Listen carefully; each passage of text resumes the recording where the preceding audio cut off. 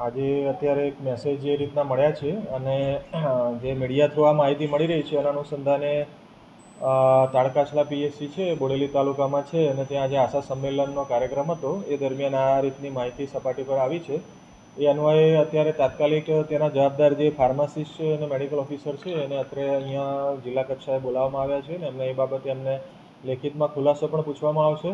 અને generally સરકારશ્રીની guideline મુજબ જે પણ દવાઓ અને બાયોમેડિકલ વેસ્ટ હોય છે એનું નિયમ અનુસાર જીપીસીબીના રૂલ્સ અને રેગ્યુલેશન મુજબ એનો નિકાલ કરવાનો હોય છે અને નિકાલ કર્યા બાબતનો રેકોર્ડ પણ રાખવાનો હોય છે. તો એ બાબતે ઘટતી કાર્યવાહી અત્રેથી કરવામાં આવશે અને ભવિષ્યમાં આ પ્રકારની જે બેદરકારી છે અને નિષ્કાળજી છે એ ના થાય એ બાબતે તમામ પ્રાથમિક આરોગ્ય કેન્દ્ર છોટાઉદેપુર હેઠળના ફરીથી જાણવા જોગ તમામને લેખિતમાં જાણ કરવામાં આવશે અને અમારા ડિસ્ટ્રિક્ટ ક્વોલિટી મેડિકલ ઓફિસર દ્વારા એ બાબતની ખાતરી પણ કરવામાં આવશે.